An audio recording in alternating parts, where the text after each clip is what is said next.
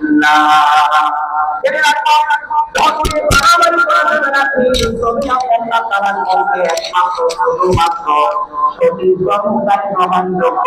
ওই মুস্তাদের কাছে যেমন সঠিক জবাবটাই গ্রহণযোগ্য, ঠিক একইভাবে আমি আল্লাহ তাআলার কাছে যদিও জানিয়ে দিলাম, ধর্ম নিয়ে বাড়াবাড়ি করিও না, তার ধর্মের বহরের স্বাধীনতা যেমন দিলাম, কিন্তু বান্দা আমি আল্লাহ তাআলার কাছে যদি ইসলাম ধর্মের অনুসারী হওয়া হইল, তুমি আমার কাছে আসো, ঠিক একইভাবে আমি আল্লাহ তাআলার কাছে তুমি যে ভুলভাবে অন্য ধর্ম গ্রহণ করেছিলা, ওই ভুল জবাব আমি আল্লাহ তাআলার কাছে গ্রহণযোগ্য হবে না, ঠিক না বেঠে?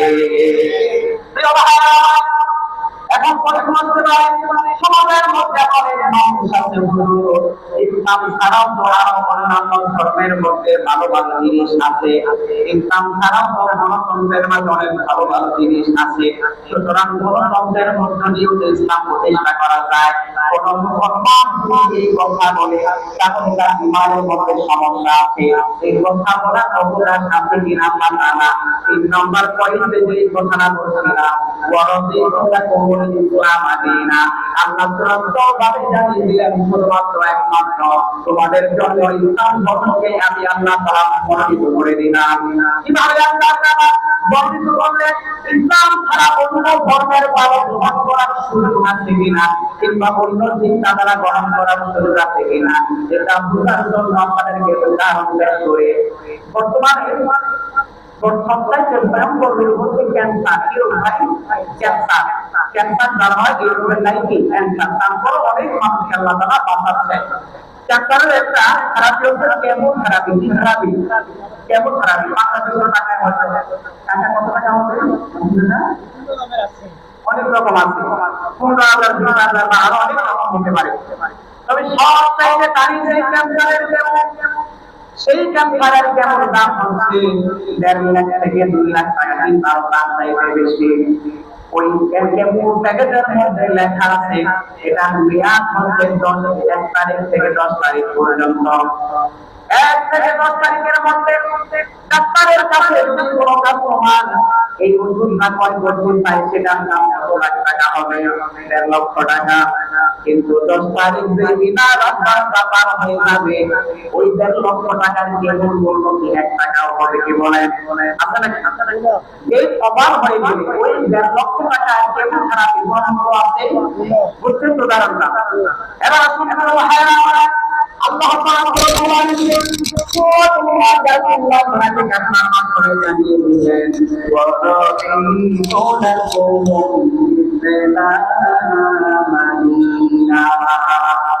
আমি আপনার একমাত্র শুধুমাত্র ইসলাম ধর্মকে তোমাদের জন্য বর্ণিত করে দিলাম। সুতরাং ইসলাম ধর্ম ছাড়া আল্লাহ তাআলার কাছে একদিক থেকে কোনো ধর্মই গ্রহণযোগ্য না, কারণ তার হাবিব মুহাম্মদ সাল্লাল্লাহু আলাইহি ওয়াসাল্লামকে পাঠানোর মাধ্যমে বাইবেলের যারা অনুসারী আছে সেই খ্রিস্টানদের বাইবেল গ্রহণযোগ্য হয়ে গিয়েছে, কারণ রাসূলুল্লাহর মাধ্যমে রাসূলুল্লাহর আমলের মধ্যে দিয়ে সেটাও দেখলেন হয়ে গিয়েছে। ঠিক একইভাবে দাউদ আলাইহিস সালামের উপরে যে আসমানি গ্রন্থ জাবুর নাযিল হয়েছে, সেই ধর্ম গ্রন্থ দেখলেন হয়ে গিয়েছে রাসূলুল্লাহর আগমনের মধ্য দিয়ে। ঠিক একইভাবে সাইয়্যিদনা মুসা আলাইহিস সালামের উপর যে তাওরাত কিতাব নাযিল হয়েছে, সেই তাওরাত কিতাব আল্লাহ তাআলার কাছে গ্রহণযোগ্য হয়ে গিয়েছে। সুতরাং আল্লাহ পাক রব্বুল আলামিন তার হাবিব মুহাম্মদ সাল্লাল্লাহু আলাইহি ওয়াসাল্লামকে এই পৃথিবীর মধ্যে পাঠানোর মাধ্যমে পূর্বে যত কিছু হয়েছে সব আল্লাহ তাআলা দেখতে করে দিলেন। কষ্ট হচ্ছে দেখতে করার অর্থ কি? অর্থ হচ্ছে না মানে আপনি তো অপমান করবেন। কোরআন কারীমের মধ্যে পূর্ববর্তী যত নবী রাসূল এসেছেন তাদের মর্যাদা কোরআন কারীম এবং আমাদের অন্তরে আছে না নাই? কিন্তু রাসূল সাল্লাল্লাহু আলাইহি ওয়াসাল্লামের মাধ্যমে যে কোরআন কারীম তিনি পাঠিয়েছেন, এই কোরআন যখন আল্লাহ তাআলা তার হাবিবের উপর নাযিল করলেন, আল্লাহ তাআলা জানিয়ে দিলেন এই কোরআন যখন আমার হাবিবের উপর আমি সম্পূর্ণ করে দিলাম, সুতরাং এই কোরআন ব্যতীত পৃথিবীর মধ্যে অন্য কোনো আইডিওলজি, অন্য কোনো ধর্ম আমি আপনার কাছে গ্রহণযোগ্য না। সুতরাং একমাত্র গ্রহণযোগ্য ধর্ম, একমাত্র গ্রহণযোগ্য কিতাব, একমাত্র গ্রহণযোগ্য নেতা শুধুমাত্র একমাত্র ইসলাম এবং কোরআন এবং আমার নবী মুহাম্মদ সাল্লাল্লাহু আলাইহি ওয়াসাল্লাম। আর এই বিষয়টা আমরা বুঝতে পারলাম তাই মাশাআল্লাহ। সম্মানিত প্রিয় ভাইরা, সম্মানিত প্রিয় ভাইরা, রাসূল সাল্লাল্লাহু আলাইহি ওয়াসাল্লামের উপর কিভাবে আল্লাহ তাআলা নিয়ামতকে পরিপূর্ণ করলেন তার একটা উদাহরণ শুনি, তারপরে শেষ করে দেবেন ইনশাআল্লাহ। কি পৃথিবীর সাধারণ আপনার নিয়ে রাসূল সাল্লাল্লাহু আলাইহি ওয়াসাল্লামের আগমনের পূর্ব পর্যন্ত যুগে যুগে আল্লাহ পাক রব্বুল আলামিন যত নবী রাসূল প্রেরণ করলেন, সাইয়্যিদিনা আলাইহিস সালাতু ওয়াস সালাম আমাদের আগে দিনা, সাইয়্যিদিনা মুসা আলাইহিস সালাতু ওয়াস সালাম, সাইয়্যিদিনা ইব্রাহিম আলাইহিস সালাতু ওয়াস সালাম, যত নবীর উপর যত অনেক গ্রন্থ আল্লাহ তাআলা নাযিল করলেন, কোন নবীর দাওয়াতের প্রসারকে আল্লাহ তাআলা সম্পূর্ণ করেন নাই। অর্থাৎ প্রিয় ভাইরা আমার, উদাহরণ দিয়ে আপনাদেরকে বোঝাতে চাই, একজন পরীক্ষার্থীর জন্য পরীক্ষার হলে 3 ঘন্টা সময় নির্ধারণ করা হয়। বলা হয় 3 ঘন্টার মধ্যে তুমি তোমাদের প্রশ্নের জবাব সঠিকভাবে লিখবে। অনেক ক্ষেত্রে দেখা যায় পরীক্ষার্থী এই 3 ঘন্টা পূর্ণ সময় পেয়েও সে তার প্রশ্নের জবাব পূর্ণাঙ্গ করতে পারে না। তার মানে পরীক্ষায় বলতে পরীক্ষার্থীর জন্য পূর্ণাঙ্গ 4 ঘন্টা সময় নির্ধারণ করা হলো। 6 ঘন্টা, 3 ঘন্টা, তার মানে সময়টি পূর্ণাঙ্গ না অপূর্ণাঙ্গ? সময়টি পূর্ণাঙ্গ না অপূর্ণাঙ্গ? পূর্ণাঙ্গ। পূর্ণাঙ্গ। পরীক্ষা করে 3 ঘন্টা সময় ধরে লিখতে তারপরও সে তার জবাব সম্পূর্ণ করতে পারলো না। তার মানে পরীক্ষার্থী সময় 3 ঘন্টা দিতেই পাইল, কিন্তু 3 ঘন্টার মধ্যে সে তার সঠিক জবাব শেষ করতে পারলো না। ঠিক একইভাবে আল্লাহ পাক রব্বুল আলামিন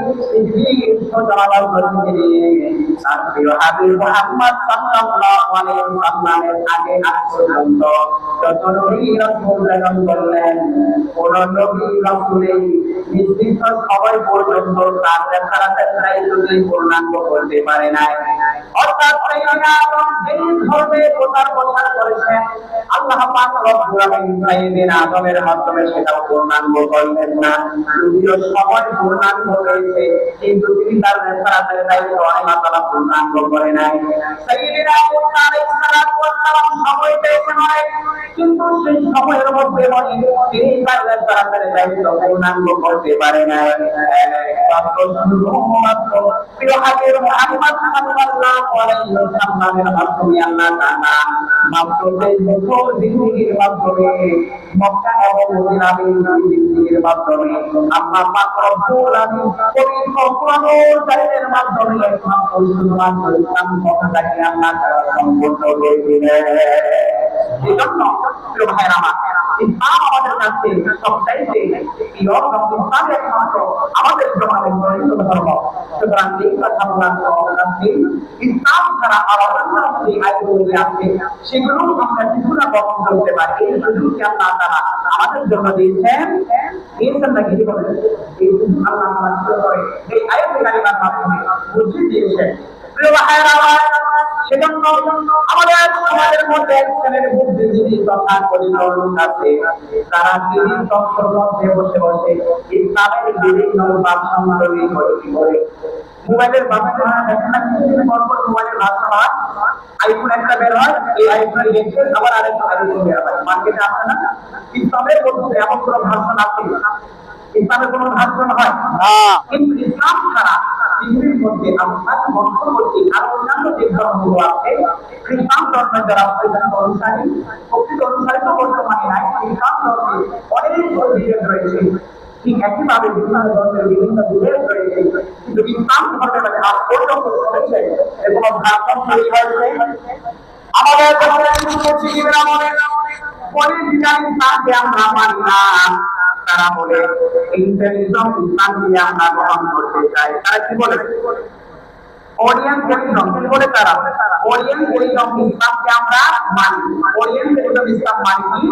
পশ্চিমাদের পৃথিবীতে যে ইসলাম গ্রহণযোগ্য সেই ইসলামকে সমস্ত বুদ্ধিজীবীরা বলে আমরা এই ইসলামকে গ্রহণ করি।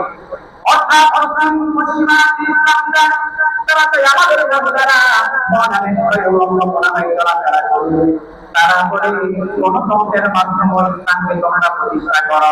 সুতরাং তাদের কাছে যে ইসলামটা গ্রহণযোগ্য, অর্থাৎ এই পশ্চিমাদের চোখে যে ইসলাম গ্রহণযোগ্য, এই সমস্ত বুদ্ধিজীবীরা বলে এই ইসলামকেই আমরা মানি। সুতরাং পলিটিক্যাল ইসলামকে আমরা মানি না। বলে না ইসলামের মধ্যে তো রাজনীতি নাই, বলে না ইসলাম যদি কমপ্লিট ধর্ম হয়েই থাকে, যে আয়াতের ব্যাখ্যা, যে আয়াতের ব্যাখ্যা কেমন আপনাদের আমি বুঝাচ্ছিলাম, আল-ইয়াউমা আকমালতু লাকুম দীনাকুম, এটার মাধ্যমে আল্লাহ তাআলা কি করে দিলেন? ইসলামকে কি করে দিলেন? পরিপূর্ণ করে দিলেন। কিভাবে পরিপূর্ণ করলেন সেটাও সংক্ষিপ্ত আপনাদেরকে বুঝিয়েছি।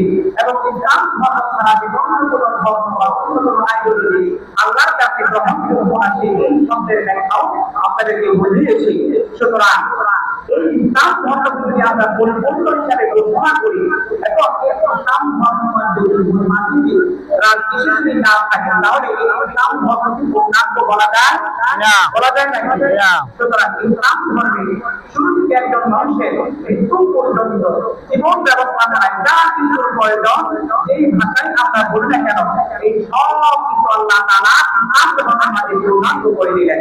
সুতরাং সেটাকে আমরা যদি পরিষ্কার করি ভাষায়, কিংবা জীবন ব্যবস্থা করি, পারিবারিক জীবন করি, সামাজিক জীবন করি, রাষ্ট্রীয় জীবন করি, যদি জীবনের বলতে কেন, এই সব জীবন ব্যবস্থা ইসলামের মধ্যে আল্লাহ তাআলা দিয়েছেন কি দেয়। সুতরাং যারা বলবে যে পলিটিক্যাল ইসলামকে আমরা মানি না, বরং পরিবার ইসলামকে আমরা মানি, মুক্ত হবে তারা কেমন ইসলামের কাছে এই ইসলাম আমাদের চোখে তাদের কাছে গ্রহণযোগ্য। সুতরাং এমন ইসলামের অনুসারীকে আমরা বলতে চাই। আবার সমাজের মধ্যে আরেক শ্রেণীর মানুষ আছে, এরা বলে হাসির কসমার ফসল তারা দিন রাত জানে, ওদের দরকার দিশা বড় বড় করে কোনো খবর নাই। আউল বাউল সব স্বাধীন ধরার তারা তিনটা বাজায় গান বাজনা বাজায়, আর কিছু খান যায় লাভের নামে। তারা বলে এটাই নাকি প্রতিবাদে ইসলাম করে দাও। যদি আমরা তোমরা যদি ভণ্ডারি করে গ্রামটা থেকে সব থেকে বড় প্রতিবাদের ইসলাম হও, তাহলে তাদের হাত ধরে বাংলাকে যদি ইসলাম প্রকাশ করে সেই ছেলেদের মনোভূমিতে শাহজালাল রহমাতুল্লাহি আলাইহি কোরআন রহমাতুল্লাহি আলাইহি 360 আউলিয়া তারা কি হবে? তারাই তো সবথেকে বড় সুফি তারা কি পশ্চিম গেল এই সমস্ত কার্যকলাপে জড়িত ছিল ভাই। সুতরাং প্রতিবাদের নামে আউল ফাউল বাবুকে তারা ইসলাম হতে পারে। এই ইসলামের আমার রাষ্ট্রভাবে খুব মূল্য আছে। কেন মূল্য আছে? দেখবেন আমাদের দেশে এই ধরনের ঘটনা যত জায়গায় হয়, আমাদের দেশের নেতারা দেখবেন এই জন্য আগে আগে দিয়ে হাজির, শারীরিক হাজির, টাকা দিয়েও হাজির। কিন্তু ভালো ভালো এই জায়গায় ইসলামী মহাসম্মেলন হয়, এদের ওই সমস্ত জায়গায় ঘুরে পাবেন না। ওই কেন ওই জায়গায় আগে আগে যায়? ওইখানে তার ভাই সাথে ইসলামটা পায়। ওই পশ্চিমাদের দৃষ্টিতে ইসলাম তার ভাই সাথে যেখানে কিছুটা ধর্মের কথা থাকবে, আবার কিছুটা নামকরণ থাকবে, কিন্তু যদি নামকরণ থাকে আবার মোটামুটি ইসলাম ইসলাম ভাষায় এটাই তো থাকে। এই জন্য এরা এই জায়গায় যায়। এই ধরনের ইসলামের মধ্যে একটা কোনো গ্রহণযোগ্যতা আছে, এই ধরনের ইসলামের ভাষা ইসলামের মধ্যে কোনো গ্রহণযোগ্য থাকতে পারে। ইসলামের ভাষা একটাই, আজ থেকে 1000 বছর পূর্বে বিশ্বনবী মুহাম্মদ সাল্লাল্লাহু আলাইহি ওয়াসাল্লাম এই ইসলাম আমাদের মাঝে রেখে দিয়েছেন। সেই ইসলামের একমাত্র ভাষা, সেটাই একমাত্র গ্রহণযোগ্য। আর সেই ইসলামকে কিভাবে আমরা অনুসরণ করবো? রাসূলুল্লাহ বিদায় হতে যখন সর্বন্ত সাহাবায়ে কেরামের মাঝে সেই সমাধান দিয়েছেন। বিশ্বনবী সাল্লাল্লাহু আলাইহি ওয়াসাল্লাম বললেন, সুবহানাল্লাহ, সাহাবায়ে কেরামের মাঝে পেশ করলেন, ও সাহাবীরা, আমি রাসূলুল্লাহ তোমাদের মাঝে বুঝিয়ে দিয়েছি যাচ্ছি। এই রাসূলুল্লাহ তোমরা আপনি ভাবতে পারো তাহলে তোমাদের কোনো মানুষ পরাজিত করতে পারবে না। আমরা ভগবান আন্দোলন আমরা ভগবান তোমরা এই দুটা জিনিসের সমন্বয়ে ইসলাম, সেই ইসলামকে আমরা ফলো করি এবং মানব। এই ভাষণের যে রকমের ভাষণ আছে, সেটা নাম হতে পারে না। সেটার নাম হলো হায়রামা। এই বিষয়টা বলছিলাম সূরাতুল মাইদার মাধ্যমে আল্লাহ পাক রব্বুল আলামিন দিয়েছেন আজকের মধ্যে তোমাদের জন্য তোমাদের দিনকে পরিপূর্ণ করে দিলাম সেই দিনটা কি অন্য কোনো ধর্মরা ইসলাম ধর্ম ইসলাম ধর্ম সুতরাং ইসলাম ধর্ম অনুসারে আমরা সকলে বুঝতে পারছি ভাই খুশি সেই ইসলাম ধর্মের সবচেয়ে শ্রেষ্ঠ মহান কোরআন কিতাবের মহান কিতাব ব্যাপার এই মহাগ্রন্থ যে রাসূলের উপর প্রেরণ করেছেন তিনি আমাদের কি ভাই তিনি আমাদের কি বলেন না তিনি আমাদের লিডার তিনি আমাদের কি লিডার শুধুমাত্র কি নামাজ খাওয়ার ক্ষেত্রে লিডার জীবনের প্রতিটা ব্যবস্থা করার ক্ষেত্রে তিনি আমাদের লিডার ঠিক কিনা সুতরাং শুধুমাত্র নামাজ খেলা আর রাসূলের সামনে দাঁড়িয়ে গেলাম নামাজ খেলা মাহফিল পর্যন্ত ইসলাম নামাজ পর্যন্ত ইসলাম দক্ষিণ পর্যন্ত ইসলাম এই ইসলাম রাসূলুল্লাহ প্রতিষ্ঠা করে গিয়েছেন রাসূল সাল্লাল্লাহু আলাইহি ওয়াসাল্লাম সাহেব আবু জাহেলের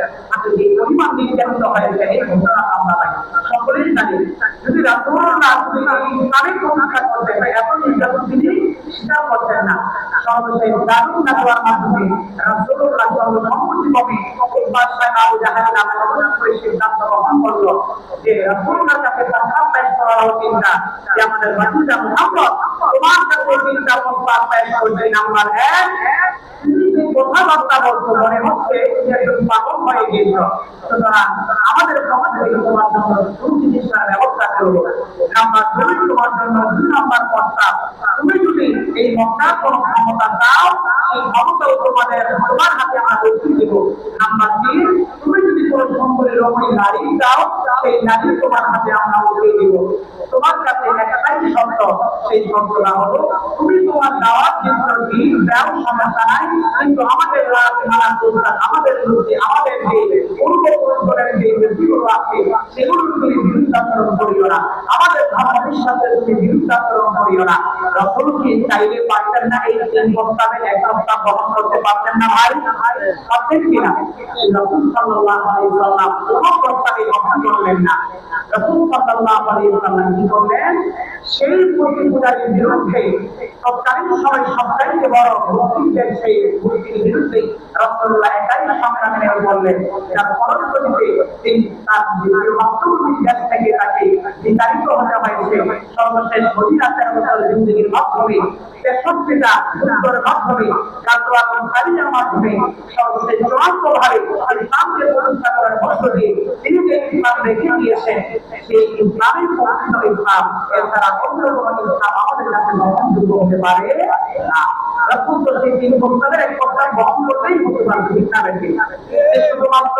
তুমি তোমার প্রস্তাব করো আমাদের বিরুদ্ধে কিছু বলিও না এখন যদি আমরা বলি ইসলাম আসলে মাসালার জন্য যেগুলো আপনি থাকছে এগুলো চলো কোনো মুসলমান মনে পারে এই কথা বিশ্বাস করতে পারে ভাই সম্মানিত ভাই না এখন প্রশ্ন হিন্দুরা হিন্দুদের ধর্ম পালন করবে না অবশ্যই করবে তারা তাদের ধর্ম পালন করবে আপনি আপনার জায়গা থেকে ইসলামকে প্রতিষ্ঠা করার জন্য সামাজিক জীবন রাষ্ট্রীয় জীবন পারিবারিক জীবন আন্তর্জাতিক জীবনে প্রতিটা ক্ষেত্রে প্রতিটা মুসলমানের চাইবে কোরআন বা বিজয় চাইতে চাই না আমরা সুতরাং এটাই হচ্ছে আলিয়াউমা আকমালতু লাকুম আপনি কোনো অংশ চাইলে ইসলামটা পরিপূর্ণ হোক অন্য অংশ আপনি চাইবেন না এটা আমি বন্ধ করলাম তাহলে আপনি কি এই আয়াতের পরিপূর্ণতা মানলেন আপনি কথা কি বুঝলেন আপনারা আজকে এই আলোচ্য বিষয় এটাই আমার ইসলাম সমাজের ধর্ম Islam is the first Islam is the last Islam is the best Islam is the fully complete by all right Allah Islam ছাড়া অন্য কোনো ধর্ম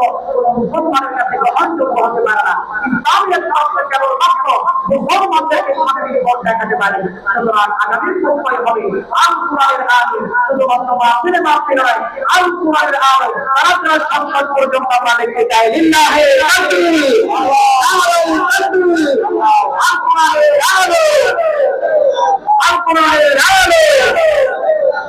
আল্লাহ তাআলা সকলকে তোমার আনন্দ করুন সকলে করতে আমিন সম্মানিত প্রিয় ভাইরা আমাদের এই মাহফিলে আমরা অনেকেই দান করেছেন অনেকেই বিদেশ থেকে সমাজ থেকে অর্থ দিয়ে মেধাবী অনেক পরিশ্রম করছেন আল্লাহ তাআলা আমাদের পরিশ্রমগুলো বহু আনন্দ সকলে করতে আমিন আমি আপনাদের কাছে